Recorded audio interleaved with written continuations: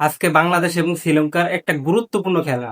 আর শ্রীলঙ্কার কিন্তু এটাই প্রথম খেলা এবং কি বাংলাদেশে আজকে দ্বিতীয় খেলা। তো বাংলাদেশে কিন্তু আজকের ম্যাচটা কিন্তু খুবই গুরুত্বপূর্ণ ম্যাচ।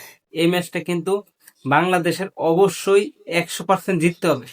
এই ম্যাচটার ভিতরে আছে বাংলাদেশ মানে কোয়ালিফাই করতে পারবে কিনা সেকেন্ড রাউন্ডে।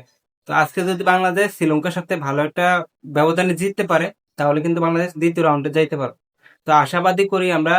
গত আপনার কিছুদিন আগে শ্রীলঙ্কার সাথে টি-20 ম্যাচ গেছে, সেখানে আমরা তিনটার ভিতরে কিন্তু আমরা দুইটা জিতছি শ্রীলঙ্কার সাথে, কিন্তু ওডিআইতে হারলেও আমরা টি-20 তে সিরিজ জিতছি।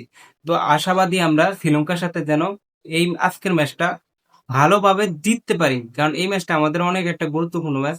তো বাংলাদেশ টাইম 8:30 বাজে বাংলাদেশ এবং শ্রীলঙ্কার খেলা। তো অবশ্যই দোয়া করি বাংলাদেশ যেন আজকে শ্রীলঙ্কার সাথে জিততে পারে।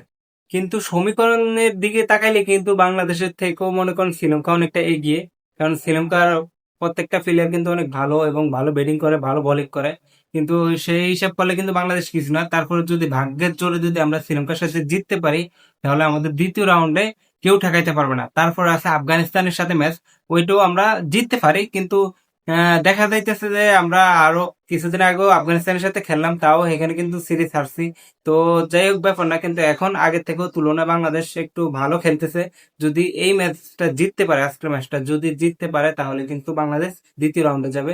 তো আমি দোয়া করবো বাংলাদেশ যেন আজকে জিতে, আর আপনারাও সবাই দোয়া করবেন বাংলাদেশের জন্য। তবে সবচেয়ে ভালো হইতো যদি এই এশিয়া কাপে যদি বাংলাদেশ সাকিব আল হাসান যদি এই এশিয়া কাপে থাকতে পারতো, তাহলে মানে সবার কাছে, কারণ সাকিব আল হাসান বাংলাদেশে একমাত্র অলরাউন্ডার, সারা বিশ্বের ভিতরে অলরাউন্ডার সে ছিল এক নাম্বার। মানে 3 ফরম্যাটে কিন্তু সে ছিল, এরকম কেউ কিন্তু থাকতে পারে না।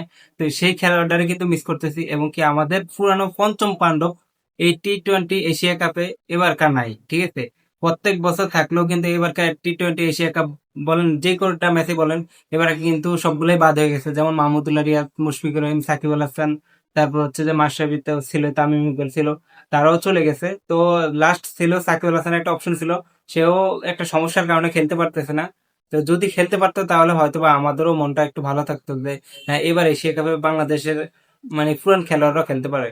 তো যাই হোক, বয়সের সাথে সাথে সবাই হারিয়ে গেছে। তো এবার নতুন প্রজন্ম যারা আছে তারাই যেন একটু ভালো খেলে, ভালো ব্যাটিং করে, ভালো বোলিং করে, এবং কি বাংলাদেশকে অনেক দূর এগিয়ে নিয়ে যেতে পারে। আজকে বাংলাদেশ এবং শ্রীলঙ্কার একটা গুরুত্বপূর্ণ খেলা। আর শ্রীলঙ্কার কিন্তু এটাই প্রথম খেলা এবং কি বাংলাদেশে আজকে দ্বিতীয় খেলা। তো বাংলাদেশে কিন্তু আজকের ম্যাচটা কিন্তু খুবই গুরুত্বপূর্ণ ম্যাচ। এই ম্যাচটা কিন্তু বাংলাদেশের অবশ্যই 100% জিততে হবে। এই ম্যাচটার ভিতরে আছে বাংলাদেশ মানে কোয়ালিফাই করতে পারবে কিনা সেকেন্ড রাউন্ডে। তো আজকে যদি বাংলাদেশ শ্রীলঙ্কার সাথে ভালো একটা ব্যবধানে জিততে পারে, তাহলে কিন্তু বাংলাদেশ দ্বিতীয় রাউন্ডে যাইতে পারবে।